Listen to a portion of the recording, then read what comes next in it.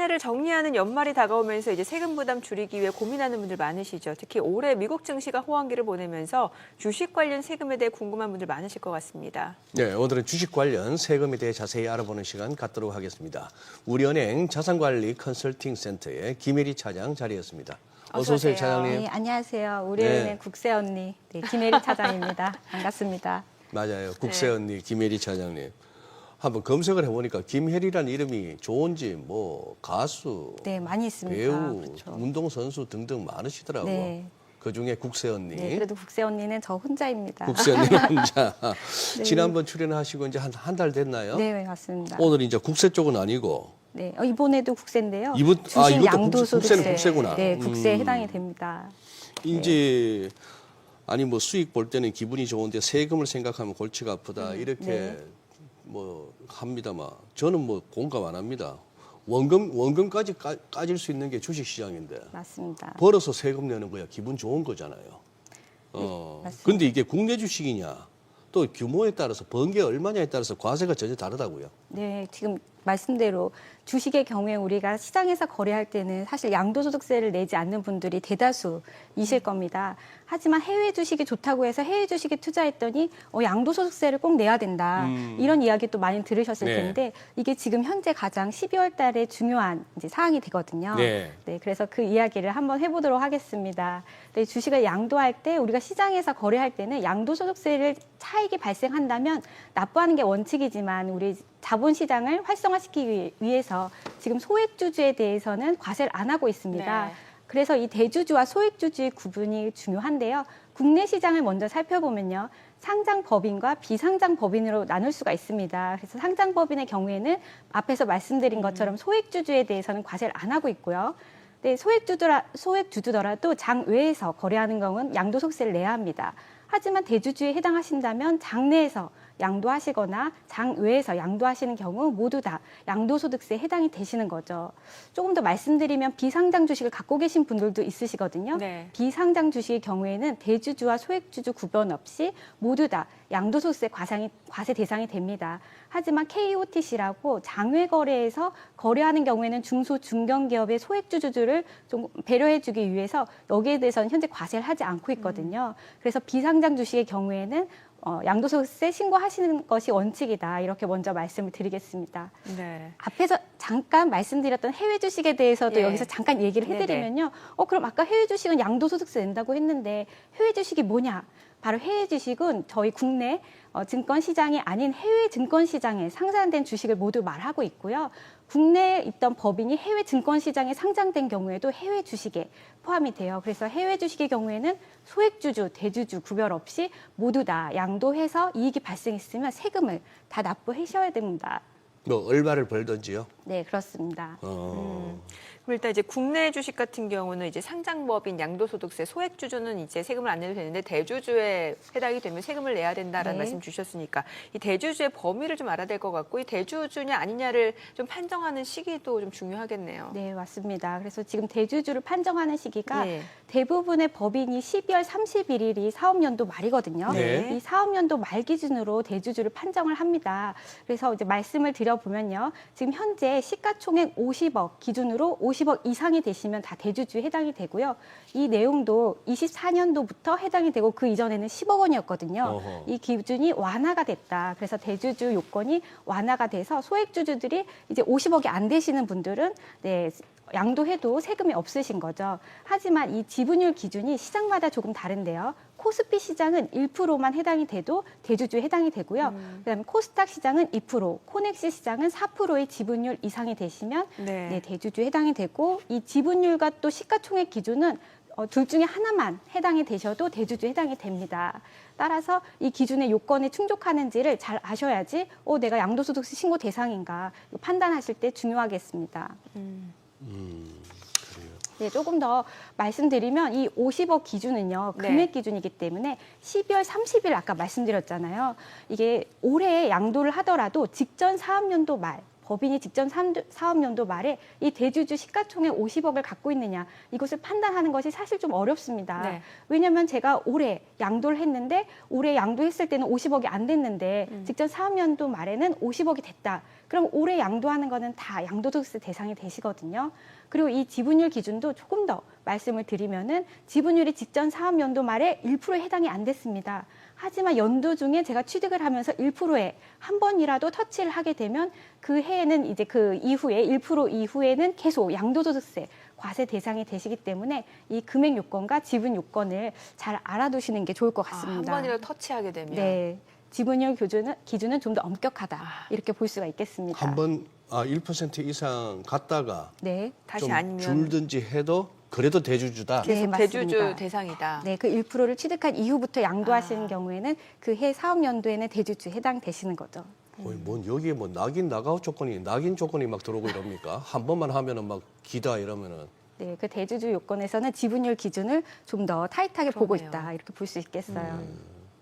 우리나라 뭐 우리나라뿐만 아니겠죠. 이 세금 이거 납기 지나면 또 엄청나게 또 두드려 맞잖아요. 가산세 맞습니다. 복구하잖아요. 예. 네, 이 주식 신고하는 것을 모르시고 계속 거래하시던 분들이 대주주 요건이 또 금액 기준도 막 이렇게 바뀌고요.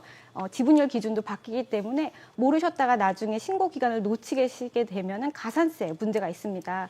그래서 내가 납부해야 될 금액뿐만 아니라 납부 불성실 가산세 뭐 1년에 8.03% 그리고 또 신고 불성실 가산세도 20%가 있기 때문에 이 신고 기한이 중요한데요.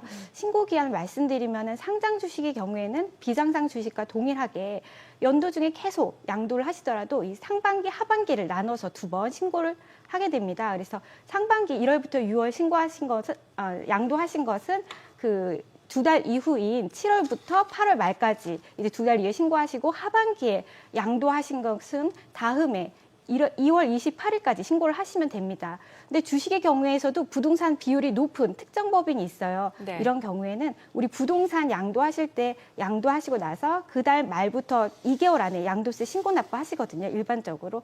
그런 경우와 비슷하게 이 기타 주식이라고 하는 부분도 부동산 보유 비율이 높은 주식은 양도하신 달에 말일 2개월 이내에 하시는 거죠. 근데 여기서 조심하셔야 될 경우에는 해외 주식하고 파생 상품인데요. 오늘 우리가 알아볼 해외 주식은 이 예정 신고가 없고요. 확정 신고만 있습니다. 그래서 네. 올해 2024년도에 1년 동안 양도하셨던 부분들을 모두 합쳐서 다음 해 5월에 확정 신고만 하신다는 점이 차이가 있습니다. 그러니까 뭐 그때 내년 5월에 확정 신고를 하는데 그 전에 올해 그 특히 이제 미국 주식 하신 분들 늘어났잖아요. 네. 그러니까 올해 이제 매매를 하셨을 거란 말이죠. 네. 그런데 12월에 챙겨야 할 거 있다면서요. 네, 맞습니다. 벌써 이제 12월이 돼서 예. 우리가 올해 1년도 과세 기간이라고 해서 소득세 과세 기간이 지금 끝나고 있는데요. 네네. 막 이번에 해외 주식이 잘 돼서 양도를 하셔서 실현하신 분들이 계십니다. 네. 그런 분들은 해외 주식에 대한 꿀팁이 바로 12월까지 손실이 난 부분이 있으면 손실이 난 종목을 매도하시는 겁니다. 그래서 나 손실 난 거 계속 장기 투자하고 싶다 하시는 분들도 이때 기계에 그 매도해서 손실을 실현시키면 이익을 본 종목하고 상계 처리가 됩니다. 네네. 그래서 할 수 있는 기간이 지금 12월까지다. 어. 1월 1일부터 12월 30일이 과세 기간이라고 하거든요. 네. 소득세법 과세 기간이기 때문에 이익이 난 것만 저희가 이익을 실현하는 것이 아니라 손실이 난 것도 실현하시고 그리고 나서 같은 종목을 다시 매수하실 수도 있거든요. 예. 그렇기 때문에 손실이 발생한 것은 효자 노릇을 할 수 있기 때문에 해외 주식의 경우에서는 처분하는 것도 괜찮은 방법이 되겠습니다. 그게 효자인가요? 어쨌든 상계 처리가 되면은 그래도 네. 세금 측면에서는 효자네. 그렇죠. 다시 취득해서 또 나중에 1월 달에 상승할 수 있는 거죠. 매수하면 만약 주가 맞습니다. 움직임이 크게 그러니 없으면. 네. 내가 이거 해서 테슬라, 엔비디아로 이만큼 벌었습니다. 여기에 대해서 한 22% 정도 세금은 내는데 네. 저 보세요. 저 여기서는 터지고 있어요. 미국장에서도 터지는 종목이 네. 있어요. 이거 감안해 주세요 하려면은 그렇죠. 감안 안 된다. 팔아라. 맞습니다. 실현을 시킨다고 하거든요. 이게 왜 평가 손실은 반영이 안 되고요. 내가 매도해서 실현이 돼서 확정된 손실만 반영이 되기 때문에 12월 안에 그 팔 수 있는 것들은 손실을 반영시키는 게 좋고요. 또 해외 주식을 보유하신 분들은 배당도 많이 받으시거든요. 배당 소득에 대해서는 금융소득으로 또 종합소득세에 합산되니까요. 2천만 원이 넘어가면 합산이 되고요. 2천만이 안 되면 이제 원천 징수로 종결이 됩니다. 그걸 네. 별 기대 없이 여쭤봅니다. 혹시 2024년에는 미국장에서 많이 벌었어요. 세금 냈어요. 네. 근데 내년까지도 계속 미국에서 투자를 했는데 네. 이상하게도 2025년은 어떻게 조정이 온 네. 장이 됐어요. 네. 2025년은 연간으로 손실을 봤어요. 네. 그러면 국세청에다가 작년 낸 세금 중에 좀 돌려주세요. 환급 택도 없는 얘기인가요? 원래는 그렇게 하면 사실 좋은데요. 좋은데. 네, 저희가 아직은 주식에 대해서는 양도소득세 2월해서 손실을 상기해주지 않고 있습니다. 그래서 말씀드린 대로 12월에 당해 연도에 같이 손실 부분만 통산이 되고 다음에 2월 되지 않는다는 건 좀 안타까운 것 같습니다. 그리고 차장님, 네. 요것도 전문가들 중에 일각에서 하는 얘기가 네, 미국도 마찬가지 세금 문제가 있으니까 네, 금년에 엄청나게 주식으로 벌었는데 이걸 12월에 팔고 나면은 금년에 세금을 내야 될 거 아닙니까? 맞습니다. 그래서 해넘기고 네. 1월이나 2월쯤에 정리하겠다. 그때 차익 실현 매물이 좀 많이 나올 수 있다. 이 분석이 일리가 있는 거예요, 그러면? 그렇게 세금 하시는- 측면에서? 예, 맞습니다. 일부 일리가 있는데요. 이게 연마다 과세를 하기 때문에 그러게요. 예, 그냥 좀 늦춘다는 의미죠. 맞아요. 세금 네. 납부를. 기본 공제 250만 원이 네. 있는데 그 부분을 각각 받을 수 있는 정도로 생각해 보시면 될 것 같습니다. 아하, 네. 아하. 네. 그래요. 계산 방법 어떻게 되나요? 양도소득세 계산 방법이요. 네, 그래서 말씀드린 것처럼 양도를 했을 때 손실이 발생하면 세금이 우선 없고요. 네. 네, 이익이 발생했을 때 우리가 세금을 내는 겁니다. 근데 여기서 중요한 것은 내가 양도한 가액이 있으면 취득한 가액이 있거든요. 네. 취득한 가액을 차감을 해줍니다. 그리고 말씀드린 대로 연 250만 원 공제를 차감한 후에 과세표준이라고 하는데요. 과세표준에서 세율을 적용하게 됩니다. 여기서 세율이 좀 다분화되어 있는데요. 보시면 해외 주식의 경우에는 20% 세율을 적용하고요. 여기에 지방소득세까지 포함되면 22%입니다. 그래서 해외 주식에 투자했을 때는 22%를 먼저 수익률이 차감된다. 이런 얘기가 또 있거든요. 근데 국내 주식의 경우에는 아까 말씀드린 대로 소액주주의 경우에는 이제 세금을 안 내고 있습니다. 하지만 장외에서 거래한 소액주주의 경우에는 세금이 나오기 때문에 지금 10%, 중소기업의 경우에는 소액주주 10%고요. 중소기업에서 대주주는 20에서 25%의 세율을 적용합니다. 일반적으로 중소기업이 아닌 경우다. 그럴 경우에 소액주주가 20%, 그리고 대주주도 20에서 25%인데요. 여기 25%는 과세표준이 3억 원이 넘어가는 구간에 대해서 25%를 적용합니다. 하지만 또 주의하실 점이요. 대주주 중에서 또 1년 미만 보유하시고 파시는 경우에는 단기 세율도 30%가 적용되니까요. 주식 보유 기간도 대주주인 경우에는 신경 쓰셔야겠습니다. 네, 해외 주식 같은 경우에는 우리가 일반적으로 주식 세율이 10에서 30%까지가 있거든요. 그중에서 해외 주식은 그 중간이 20% 정도다라고 생각하시면 될 것 같습니다. 저 표에서 잠깐 헷갈리는 게 국내 네. 주식에서 보면은 앞서서 이제 대주주 요건에 해당되는 경우에만 지금 세금 부과잖아요. 네. 근데 저기 보면 소액주주 20%, 중소기업 이건 맞습니다. 뭐예요? 왜냐하면 아까 소액주주라고 말씀드린 경우에는 상장 주식일 경우에만 말씀드린 거고요. 예, 지금 상장. 비상장 주식일 경우에 다 포함한 세율입니다. 그러니까 이건 그럼 여기 네. 표에서 비상장 주식이라고 좀 넣어야 되겠.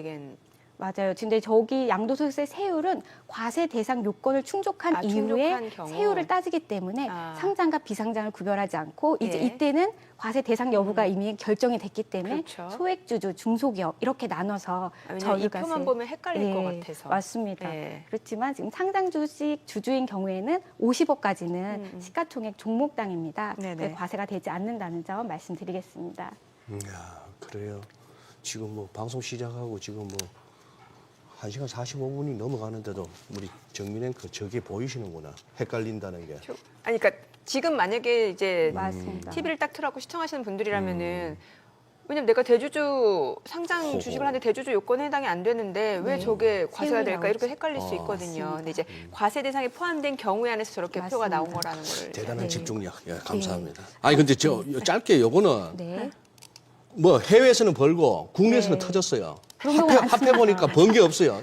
맞아요. 이러면요 세금은. 정말 제가 세금 상담하면서 가장 안타까운 순간인데요. 이런 경우 사실 대부분입니다. 왜냐하면 국내 주식일 경우에도 대주주 이상이 되는 경우에만 우리가 세금 과세 대상이 예. 된다고 말씀드렸는데 소액주주인 경우에는 과세 대상 자체가 안 됩니다. 그래서 손실이 발생해도 이 아. 과세 대상들끼리만 손익을 통산한다. 그렇기 때문에 국내 주식 중에 내가 소액주주로 한 2억을 손실 보고 해외 주식으로 1억을 이익을 본 경우에 이 해외 주식 2억 원에 대해서 세금을 내야 되는 거죠. 그러게 된다. 네, 그 부분이 또 중요하겠습니다. 그러네요. 알겠습니다. 오늘 내용 잘 들었습니다. 고맙습니다. 네, 감사합니다. 네, 감사합니다. 아, 확실히 시장 힘이 없긴 한데 거래량 거래 대금 자체도 많이 줄어든 상황이고 무엇보다도 이제 매수 주체가 좀 여력이 없다 보니까 네. 뭐 시장 전체적으로는 좀 지런 횡보 장세입니다. 네, 그렇습니다. 뭐 크게 기대하기는 힘든 시기인 거는 뭐 인정하고요. 네. 저희 방송 중에 전해드린 내용과 관련해서 모든 투자 판단의 책임은 투자자분들께 있다는 점 알려드립니다. 네, 세상의 모든 돈 되는 정보 재테크 노하우 머니쇼. 오늘은 여기서 인사드리겠습니다. 여러분의 모든 경제 SBS 비지가 함께하겠습니다. 저희는 내일 오전 8시에 찾아뵙겠습니다. 고맙습니다.